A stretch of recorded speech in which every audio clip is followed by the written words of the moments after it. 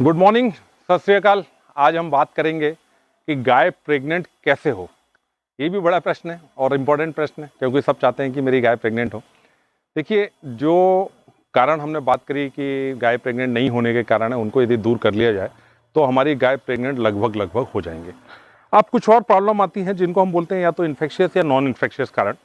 तो इन्फेक्शियस कारण में ये होता है कि यदि एनिमल आरोपी हुआ है, रिटेंशन ऑफ फीटल मेम्ब्रेन या रिटेंशन ऑफ प्लेसेंटा, जेर नहीं गिरा है, तो उसके कारण कुछ इन्फेक्शन उसमें हो सकता है।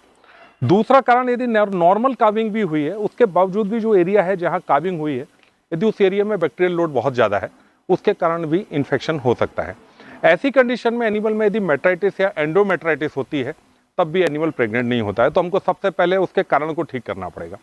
दूसरा कारण होता है सिस्ट। एक बड़ा कॉमन टॉपिक है जिसको अपन बोलते हैं सिस्ट हो गया ओवेरी में, या सीओडी, सिस्टिक ओवेरियन डिजेनरेशन बोलते हैं।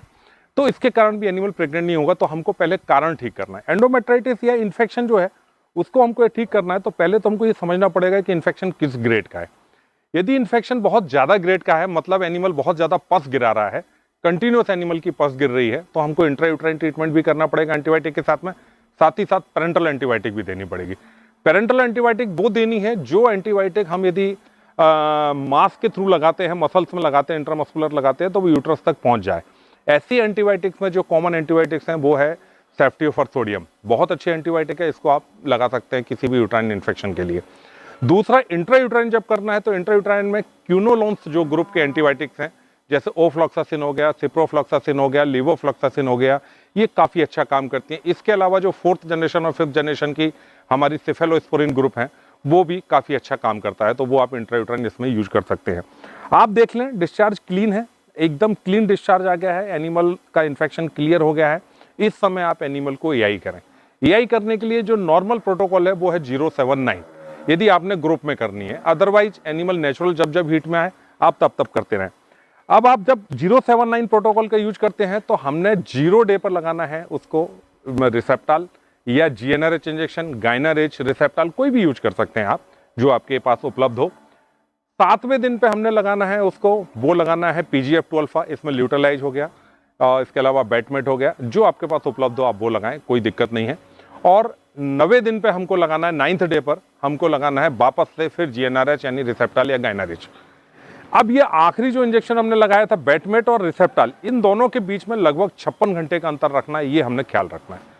और इसके बाद हमने 16 से 18 घंटे के अंदर अंदर उस एनिमल की एआई कर देनी है, टाइम्ड एआई जिसको हम बोलते हैं, जहां पर हम हीट नहीं देख रहे हैं कि एनिमल हीट में आया या नहीं आया, हमने एआई कर देनी है सुबह और शाम।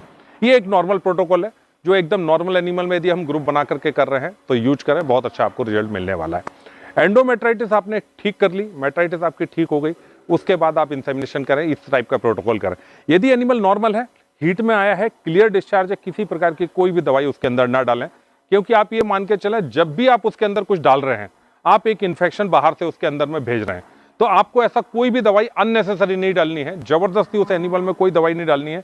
एनिमल यदि हेल्दी है, बॉडी कंडीशन अच्छा है एनिमल का, और एनिमल का डिस्चार्ज अच्छा है, एनिमल टाइमली हीट पे आया है, तो फिर आपको कुछ भी करने की, कोई दवाई डालने की जरूरत नहीं है। नॉर्मल एनिमल को इंसेमिनेट करें। इंसेमिनेट करते समय ध्यान रखें कि जब स्टैंडिंग हीट हो, एनिमल जब खड़ा हो रहा है हीट में, तो उसके लगभग हमारा जो समय है वो आए 12 से 16 घंटे के बीच में। उस समय यदि हम इंसेमिनेशन करते हैं तो सबसे सही समय है, एनिमल के प्रेग्नेंट होने के चांसेस बढ़ जाते हैं। इसके बाद बात करते हैं हम सिस्ट की। तो देखिए, सिस्ट 2 तरह के होते हैं, एक हो गया फॉलिकुलर सिस्ट और एक हो गया ल्यूटेल सिस्ट। ल्यूटेल सिस्ट के लिए जो इलाज है वो है PGF2 अल्फा, यानी कि प्रोस्टाग्लैंडिन, यानी कि बैटमेट या आपका ल्यूटलाइज।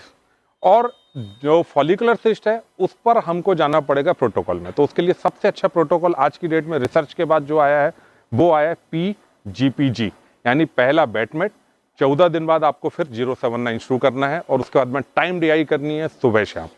कुछ एनिमल ऐसे होते हैं जिनकी हीट लंबी होती है, जो 2 दिन 3 दिन कंटिन्यू हीट दिखाते हैं, या 5वें दिन 6वें दिन फिर हीट में आ जाते हैं।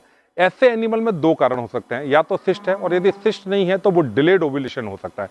डिलेड ओव्यूलेशन मतलब एनिमल की साइकिल सही चल रही थी, लेकिन ओव्यूलेशन जब उसका होना था, जब लास्ट हमने उसको GnRH लगाया है, उसके बाद जब उसका ओव्यूलेशन होना था, वो ओव्यूलेशन समय पे नहीं हुआ। उसके पीछे कारण है, एक तो मिनरल की डिफिशियंसी, इसमें खासकर क्रोमियम बहुत अच्छा रोल प्ले करता है, आयोडीन बहुत अच्छा रोल प्ले करता है ल्यूटिलाइजेशन के लिए।